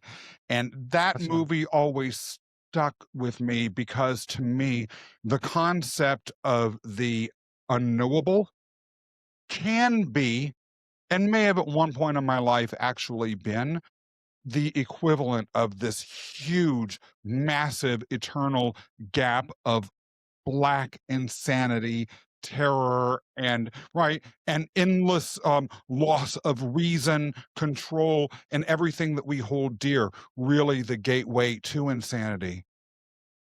It's so fascinating that that's where the mind goes. It is because the other alternative, again, sort of in a dystopian or curse mindset, that is sort of what you're talking about. The other possibility is that it is endlessly incredible. When I did my psilocybin journey after that illness, the psilocybin journey started with me in a city. And this city, right, it had these like buildings that were these granite, faceless, geometric shapes. And the city was surrounded by mountains that you couldn't escape. But there was a canal of water that cut through the city. And there was a longboat that was in the canal, sort of at the beginning of the canal, just sort of waiting for me to step into it. And there was a granite statue of Anubis, the Egyptian god of death, that was right near this longboat, and its snout was pointing forward in the direction of the canal. So I stepped in that canal, and the canal with me in the longboat began to move forward. Now, there was an offshoot of the canal that made a right angle back into the city, but the canal itself went beyond the borders of the city, beyond the mountains. There was a little cutout where the canal went into a cliff, and that cliff led into the abyss.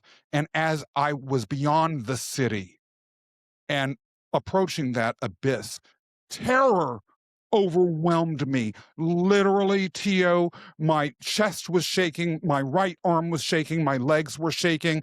I was crying out to the facilitator I was working with to hold my hand, asking him to help me understand and believe that I could make it through. And once I went into the abyss, I realized as the journey proceeded that the abyss didn't just go down for all eternity, but it also went up into the sky. Mhm. Yeah, it's terrifying. To in some traditions they talk about the unknowable. It's also a concept that's so rarely talked about. A lot of people talk about the unknown. That's a very common concept, but the unknowable it's so minimally discussed, even in philosophy and places like this. It's like the traditions where it is spoken about, it's basically said is that a true confrontation with the unknowable doesn't really last for more than a second. And in that, it completely destroys you. And I believe I've had that confrontation. And it's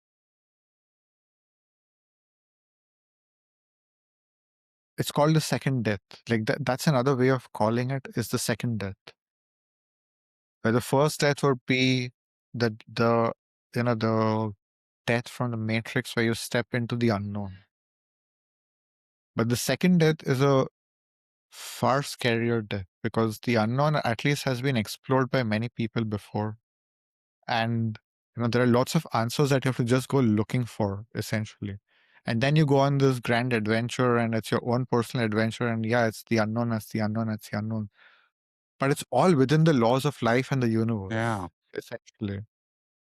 But the second death, it's I had this experience where I was waking up one fine day, and I literally had this gigantic drill, like this drill just drilling into my head, my brain, and I could just feel the sound of it was so much, and it was my whole head is shaking, and I'm literally feeling like this drill piercing into my skull and into my brain. And that's how I'm waking up, and this voice announces, "This is your second death." And then that experience stops, and I am like, it's hurting, and I'm in shock, and I'm just like, what has happened?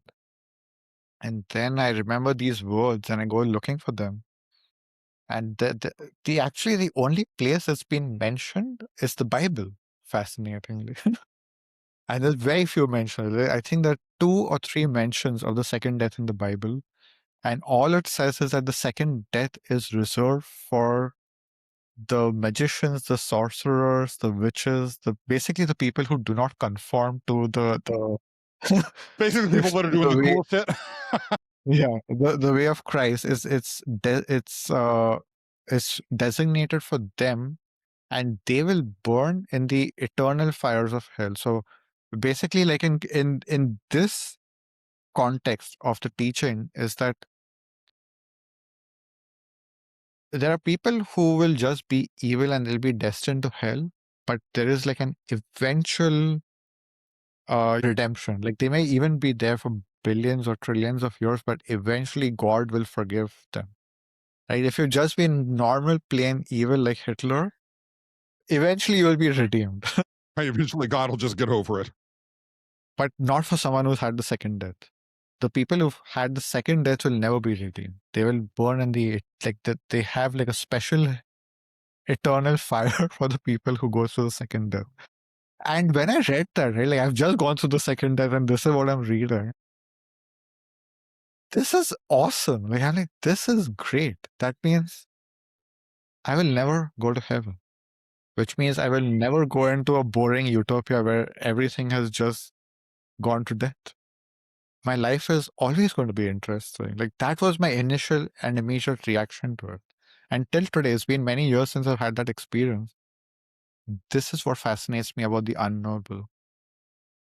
There is an eternal mystery. And the people who follow the path of Christ and who want to be redeemed from hell, they are saying that at some point, I just want heaven, utopia, where everything just comes to stillness and life essentially comes to an end. Everything just becomes predictable, peaceful, joyful, blissful, ecstatic for the rest of time. And like, that's why the second death is so important, is that it's almost like a line in the sand where you make a decision in your soul that you say that I never want to be redeemed to heaven. Never. Like never as in never, ever, ever. And I, prior to having that experience, I had made that decision. I had repeated that to myself many, many times, that I never want heaven. I just do not want it. I may want vacations in heavenly places, but I do not want this permanent utopia. Like, it's just not my thing. And last time I had mentioned this vow of the Buddha of basically reincarnating as long as humans are suffering. And the vow of the Buddha is to end the suffering of all beings in the universe. That's the vow of the Bodhisattvas, that I will reincarnate as long as there is any suffering in the universe. I will keep reincarnating. And I made a vow that I will never let suffering die. That's my vow, is to keep suffering alive. Even if every single being in the universe stops suffering, I vow to suffer. That's my vow.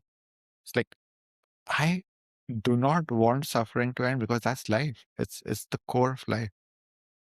It's what keeps everything alive.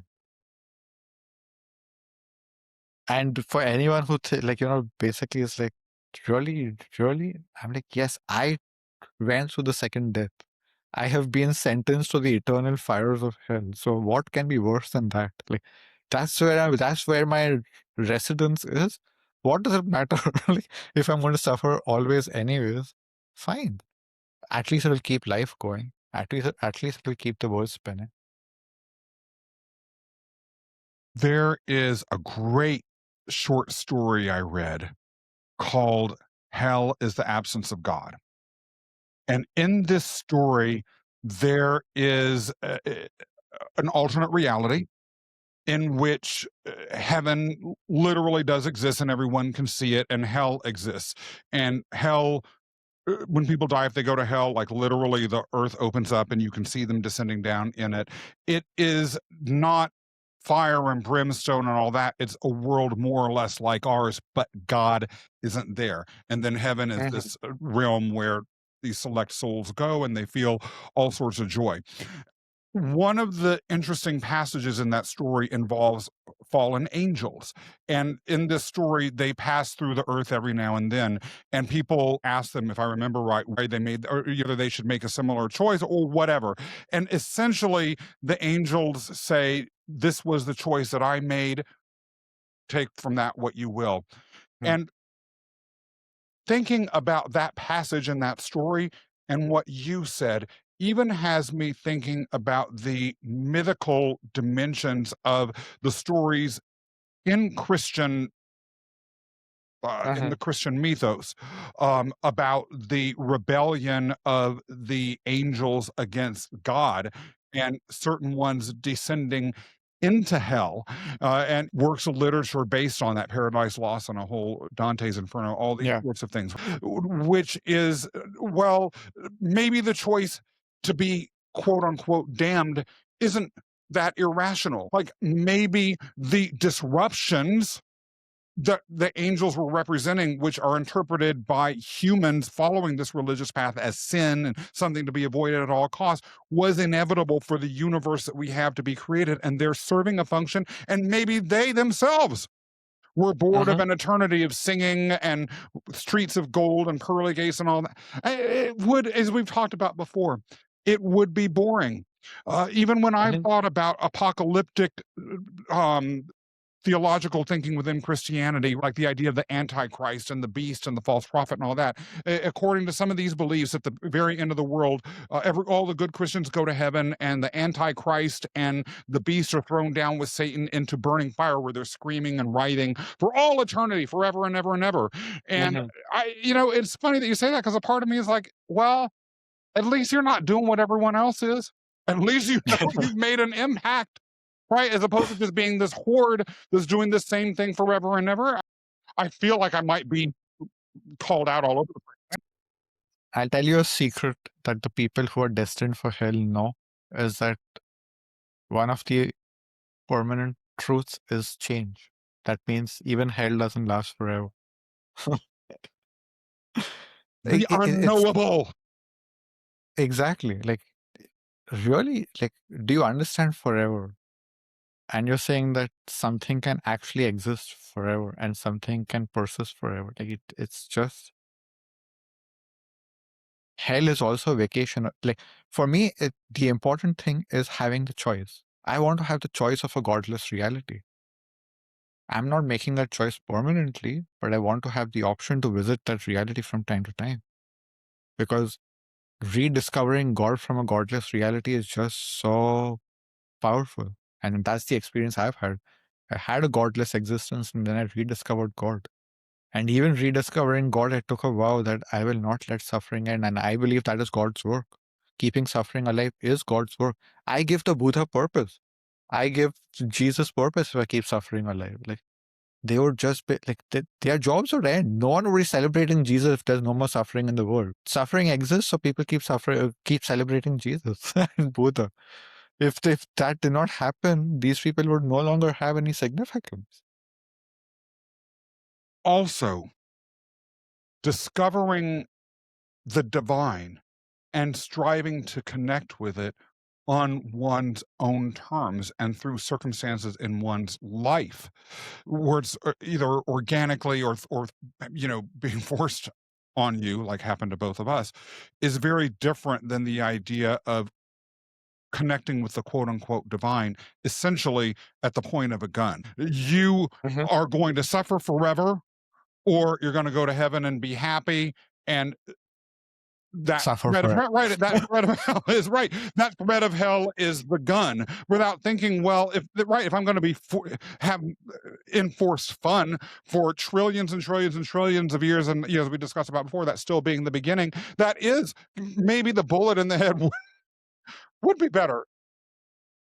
Yeah.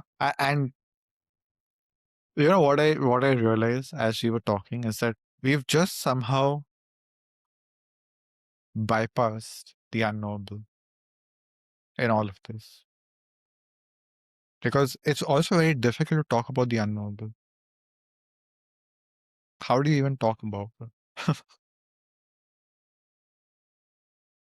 I think it's just to hold that space for people to take a moment to contemplate the fact that there is something that will never be known, never be controlled, even by God. It's so comfortable to have the belief, whether this reality is a simulation or whether God created it, someone is in control of it. But the idea that something can happen that is even beyond divine order.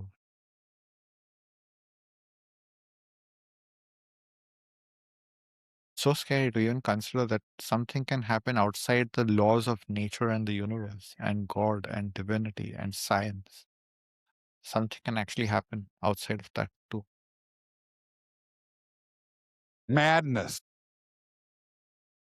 Is it madness though? It's just saying that we don't even know what it is. Insanity is pretty mapped out in many ways. Like, Well, that's a you fair know, point. Yeah. we are scared of insanity because we know what it is. We're talking about something we don't even know what it is, and it can never be known. Tio, if someone were to, on the subject of sorcerers, one of these other people that are inhabiting hell with you were to come up with you and somehow be able to wave a magic wand that would enable you to see the unknowable or to comprehend it, to experience it, would you say yes? Answer that one I for me. would say I've already been there. And that's what I said. Like I have had my confrontation with the unknowable. And the words are very important because I'm saying it's unknowable. That doesn't mean it cannot be experienced. What is unknowable can be experienced. That doesn't mean you'll be able to make any sense of it. That doesn't mean that you've come to know it in any way. It simply means that you have come into direct contact with the truth and the reality that something and that something will never be known by anyone. What was the consequence of that contact for you? It just killed something in me, something very fundamental in me. It was a very deep death of certain beliefs or some kind of survival belief or instinct of someone has everything in control. And it's so unconscious. It's there in every human, no matter how much you think you're an atheist or skeptic or rationalist. Like it's a survival instinct almost that we need to believe. Like science has studied this, that there is a section of our brains that's designated for faith. Our brains are literally wired for faith. And what is that? It's the belief or the feeling or the knowing that someone has everything under control. It's almost impossible not to believe that. No matter how much you want to rationally deny it, at a deep feeling level, it's almost impossible not to feel that there is an order, there is a higher order. Because there is a higher order. We can see it, whether we can, like, even in science, right? Like, somehow the solar system and the galaxies and everything is just, there is this order. Whether that has awakened spontaneously or is divine or is whatever it is, there is an order. But to believe that, then you have chaos, and even chaos is, it's like a known force. But there is something beyond order and chaos and light and dark and God and science. It's like there's something which can never ever be fathomed by anyone. And the most direct path towards that is contemplating the beginning of reality. Right now, physics, I was watching this video the other day. Physicists have arrived at the point where they can even say what happened before the Big Bang. They started theorizing that there was this energetic soup from which the Big Bang has taken place. But where did that energetic soup come from? How was there anything before anything? Right? Like, it's just, no matter how deep we dive into history, we're talking about something that's acausal, atemporal. And our minds just cannot fathom that. In a sense, even God cannot understand that. How did God come to exist out of nothing? Just imagine, all of a sudden, I am. Like, that's God's experience, right? Like, if it's God, all of a sudden, I am. And if the universe is God, like, I'm not even saying it's a being or an entity, like, let's just consider the universe to be God that has some kind of consciousness. All of a sudden, I am. What happened? All of a sudden, I am.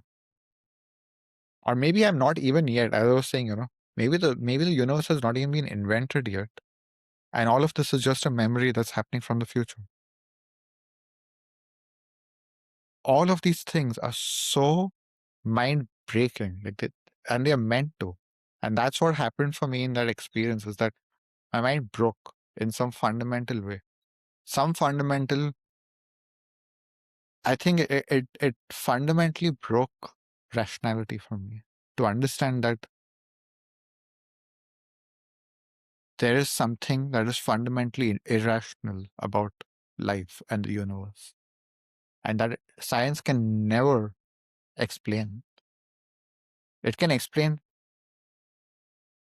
everything except the unknowable.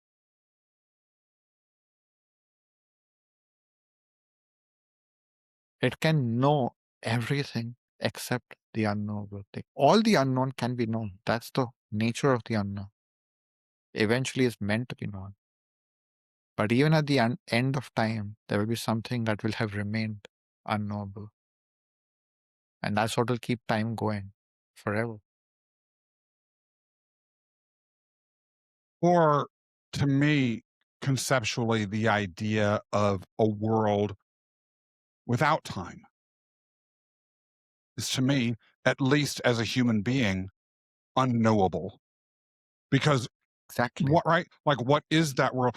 Perhaps on a subconscious level, when I first raised the idea of time, after your initial discussion about the truths, it was because, as you were just hinting at now, a truly unknowable thing is a space in which there is no system, including time, including causality, or in which all of those things are jumbled up in a way, again, that's beyond our ability to even see.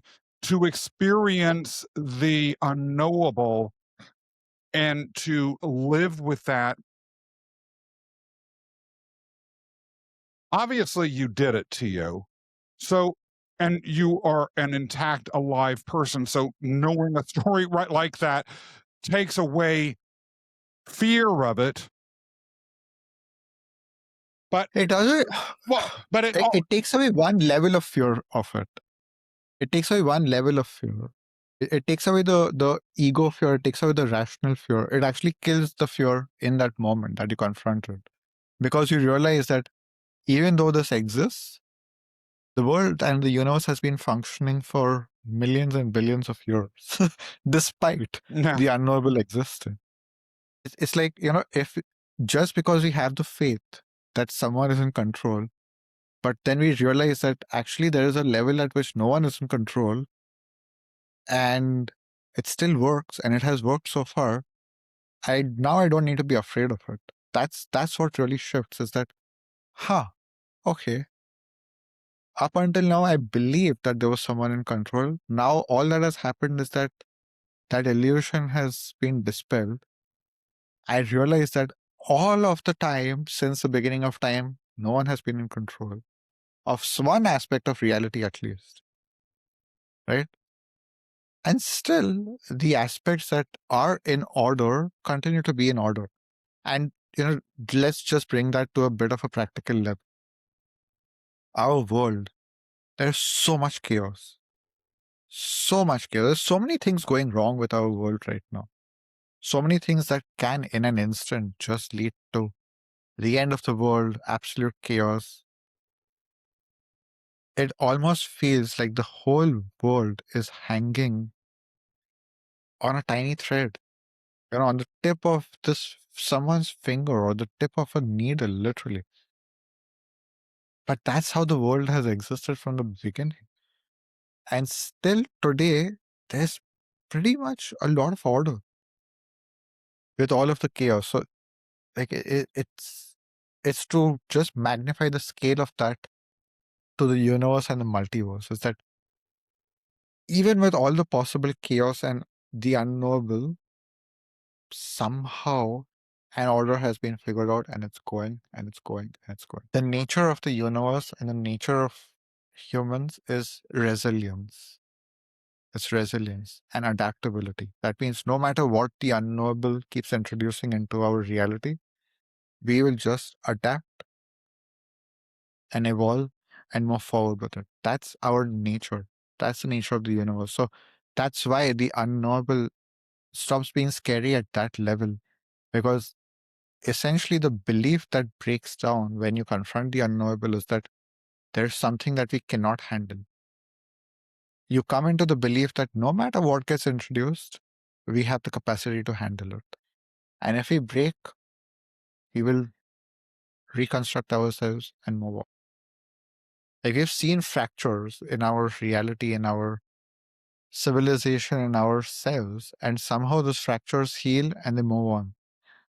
And we evolve and we grow and we adapt. So just understanding these fundamental truths about the nature of the universe and the nature of humans and the world and the collective, that's where the unknowable is like, okay, it's still just a fear of the unknown. And it doesn't matter if there's a layer of reality which will remain unknowable. It actually doesn't matter anymore. It's just something that's digested, and we just continue living. As you mentioned, the unknowable has been churning away in the background the whole time. The knowable, both the known and the unknown, is purely a subset or a sub part of the unknowable. And as we exist within the realm of the knowable, we each are part of the unknowable. The unknowable is fundamental to each of us. The Oracle of Delphi's famed quote that you mentioned earlier, know thyself. It's not listening to all of this, just know what you know about yourself or can know about yourself. It's not just accepting that there are unknown unknowns about yourself and the world that you're part of, but it is accepting that the unknowable is within you. To know oneself, one has to at least know that part of knowing is knowing about the unknowable. Exactly. It is to know that you are a mystery. At your essence, at your core, the heart of yourself, there is a mystery. And it's engaging with that mystery for eternity. And that's the process of know thyself. It's not that you will arrive at this destination. Now I know everything about myself. Is that you will be, is to know that yourself is a mystery, an eternal mystery, an ever changing mystery. Once Yeah. you figured it out, the puzzle changes. And then you figure out the next puzzle and the puzzle changes. Like, that's reality. That's the universe. It's an ever changing puzzle. That's my favorite description of life, self, and reality. It's an ever changing puzzle. And the moment you nail it, it's gone. It's changed. And that's the beauty of it. Like, just imagine how fascinating it is that some intelligence, the unknowable intelligence, has created a mystery that can evolve and that can keep changing. Like, how do you even create something like that? And to me, what magnificence, as well as what, in a good way, a beautiful check on egotism that is. Even God's own egotism, right? Like, it's not like God will ever figure out. Even there's a mystery that God can keep playing with for the rest of eternity. That is the beauty of it. Like, for me, it's that literally everyone in the universe that can be conscious will always have a mystery to play with. Interestingly enough, though much of Christian theology describes God as omnipotent, omniscient, and all present, at the same time, it contemplates, per the title of that story that I told you earlier, but I've heard this a lot within Christian circles. Hell is the absence of God. If God It's a place is that God cannot know. exactly. I love that. I love that. If it's the absence of God, God can actually never know hell. Because wherever God goes, stops being hell. Literally. That's so beautiful. That's so fascinating. I love that. I love that so much. Yeah, even the other thing that came to my mind was this quote that I don't remember who it was, but to see the world in a grain of sand. I think that's how the quote goes. To just imagine that the whole universe, our whole universe, we see physically how big it is, but even to contemplate that, relatively speaking, it could actually be a grain of sand, and there are trillions of universes like that on a beach in some reality, and our whole existence is in a grain of sand in a beach in a much higher dimensional reality, and that whole higher dimensional reality is a grain of sand in an even higher dimension of reality. And it just keeps going this way. Like, basically, whether you call it simulation theory, whatever you call it, but it's universes within universes within universes. And what if this base universe where the simulation started is actually a universe within one of its own simulations? Yeah. How did that happen? This is what I meant of the future being invented or the past being invented. Is that what if all of reality is being invented in the future by someone, and then they wonder, how did I invent it if I myself am being invented in my own reality? Like this is where time falls apart. This is the atemporal nature of reality, and people like you need to break your mind to access that. You need to go out of rationality and causality and time to even fathom that these kinds of things are actually possible. One of my favorite podcast guests ever is a former NASA astrophysicist turned experiential dream coach. Can we talk about a cool career trajectory? Her name is Catherine Bell. And the first time I interviewed her, I had to interview her over and over again because she's so awesome. She talks about, now she's not talking about all of the different multiverses, that our universe may operate within. She was purely talking about that shrimpy little thing called our cosmos.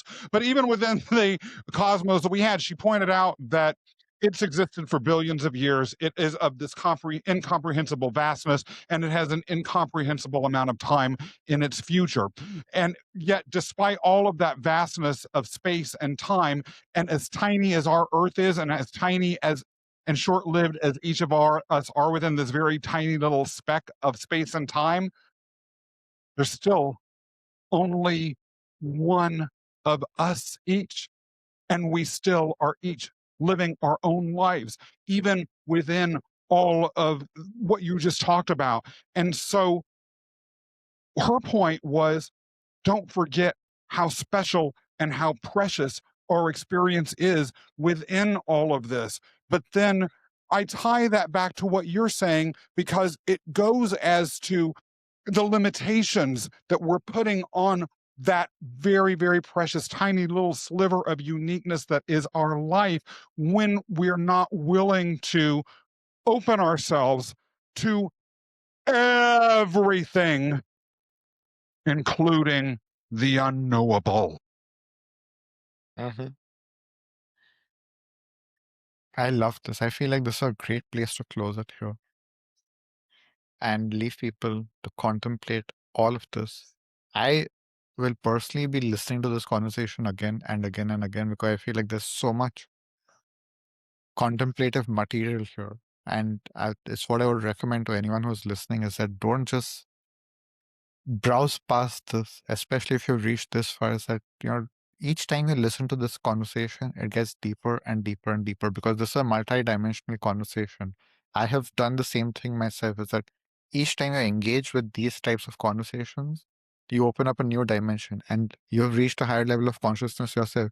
And when you contemplate the same concept from that higher level of consciousness, it opens up yet another higher level and another higher level eternally. So, like, take this conversation as a key that can open infinite doors and use it as that.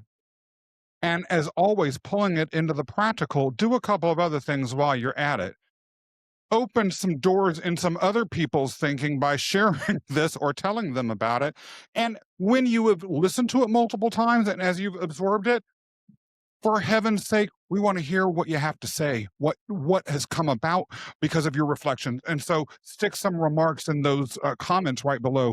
If these episodes have sparked some contemplations and they've, sparked and activated something within you and it has led to some questions, please drop the questions because we would love to respond to them in our next or one of the future episodes. We will be doing a few Q&As. So anytime you see this, just drop a question and we would love to explore this because the whole idea is that we live by this, and to make it very practical, to make it very grounded, to make it something that becomes part of your reality and your life, because that's our goal is, we live by these truths. It's not that these are just nice philosophies to think about. It's how do I actually now live my life knowing all of this and incorporating all of this, not just as beliefs, but as a lived reality. Well, and as we talked about earlier, when you engage with others, you are creating new realities. And so the mere engagement with us, as well as with anyone who might read your comments, is creating reality. It is what I call living as an Olympian. Hey, that's truly living. Ti0, share some last words with us. I just loved that whole, that insight that came through of the absence of God is hell, and God will actually never know hell. It's so fascinating to Yeah. think about. Yeah. God actually doesn't even know what hell feels like. Because if God went to hell, he would make it heaven. He, she, whatever. Like, I don't care about gender here, but God going to hell would make it heaven. So God would actually still not know hell. Yeah. That is so fascinating to even consider that God doesn't even know what hell feels like. So how can God even have compassion for someone who's in hell? That's something that humans can. Because humans know what hell feels like. Because we live it. And we get to have that compassion that, that is so fascinating. Because these will be my last words because I could talk forever. But these will be my last words for this episode. Is that I had this very profound experience once where I was in contact with angelic beings and the divine God, whatever you want to call it. And the insight I was having at that time is that, holy shit, God doesn't know what it is like to be human. Yeah. And God needs feedback so that God can stop making this life so tough sometimes. Like, God can give people a break because the whole thing came from this teaching and this philosophy that God creates tests for the soul to evolve and grow, and challenges and lessons. Like Earth is a school for us to grow. If you realize how tough it was, you would also have some, vacations and breaks in between. But like if you like God needs feedback to be like, okay, give me a break right now. Take it easy. I've had enough challenges for a while. Slow it down. Like, and to just understand that for God, everything is easy. So God does need some feedback to be like, okay, I get it. Let me slow it down. Let me take it easy. So even to consider that, life can be this conversation with God, with the divine, however you want to look at it, with the universe if you want, or with your own inner self, that you actually get to regulate the speed of life, the challenges of life, to take it easy. And that is your creative power, that is authority, that is a sense of your true power, your true self, your true genius. And to start having that conversation, because when you do, you realize how much power you really have. There is a lot to reflect on. There's a lot to think on. And because of the complexity of our lives, there's a lot to engage in further dialogue and to ask questions about. So to me, that's a perfect way to ask folks to engage with us, because that's what we're here for. And we want to learn from you and have that dialogue with you, uh, because these sorts of dialogues are at the heart of how we create ourselves and find freedom, true freedom outside of the zoo.